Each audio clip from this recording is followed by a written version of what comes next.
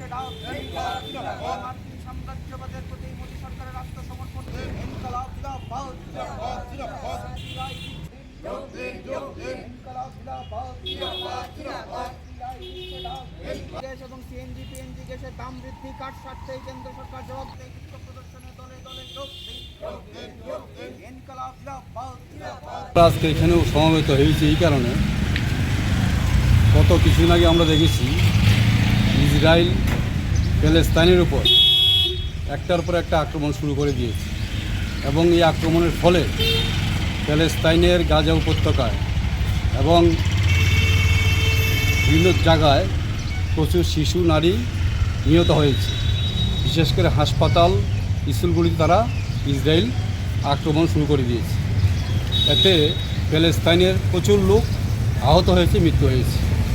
এটার উপর ভিত্তি করেই এই কায়দায় গত কিছুদিন আগে আমেরিকা এবং ইসরায়েল সম্মিলিতভাবে ইরানের উপর আক্রমণ শুরু করে দিয়েছে এবং ইরানের সর্বোচ্চ নেতা খামেনিকে হত্যা করেছে।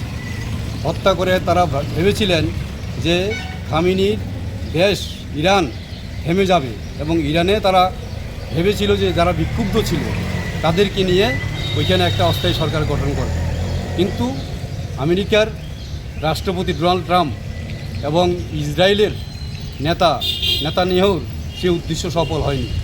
ইরান কিন্তু থেমে থাকেনি, তারা একটার পর একটা মিসাইল হামলা শুরু করে দিয়েছে এবং আমরা দেখেছি মার্কিন যে ঘাঁটিগুলি বিভিন্ন দেশে রয়েছে, বিশেষ করে পশ্চিম এশিয়াতে, মধ্যপ্রাচ্যে, সেই ঘাঁটিগুলির উপর তারা আক্রমণ সংঘটিত করেছে। ইসরায়েলের উপর তারা আক্রমণ করেছে যে এদের খামেনির হত্যার প্রতিবাদ নেওয়ার জন্য।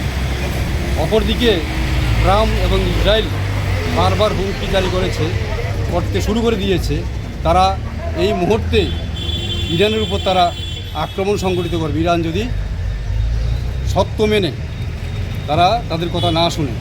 কিন্তু তারা ব্যর্থ হয়েছে ট্রাম্প এবং নেতানিয়াহু। এরপর আমরা দেখেছি ভারতে এটার প্রভাব শুরু করে দিয়েছে। মোদী সরকার ট্রাম্পের কাছে মাথা নত করে তেল রাশিয়ার থেকে আনতে শুরু করে দিয়েছে, যেখানে ট্রাম্প নির্দেশ দিয়েছে 30 দিনে বেশি তেল আনতে পারবে না। ওই কথা শুনেই মোদী ট্রাম্পের কাছে নত হয়ে এই কাজটা করছে। আমাদের ভারতেই প্রথম যে কোনো প্রধানমন্ত্রী কোনো একটা সাম্রাজ্যবাদী দেশের কাছে নত হয়ে এই কাজগুলি করছে। তারপর আমরা দেখেছি আমাদের রাজ্যে এবং দেশে যে নিত্য প্রয়োজনীয় জিনিসের দাম হু করে বেড়ে গিয়েছে। পাশাপাশি আমরা দেখেছি মানুষের যে রান্নার গ্যাস, এটার বৃদ্ধি হয়েছে। এক লাফে তারা 60 টাকা বৃদ্ধি করে দিয়েছে এবং পিএনজি এবং সিএনজি ও বৃদ্ধি করে দিয়েছে। এর ফলে নিত্য প্রয়োজনীয় জিনিস এবং যানবাহনের ভাড়াও বৃদ্ধি পাবে। এর বিরুদ্ধে আমরা সিপিআই ছাত্র সংগঠন এআইএসএফ, যুব সংগঠন এওএফ, মহিলা সংগঠন এনএফআইডব্লিউ সংগঠিতভাবে সারা দেশে এর বিরুদ্ধে আমরা প্রতিবাদ এবং ধিক্কার জানাচ্ছি এবং এই দ্রব্যমূল্য বৃদ্ধি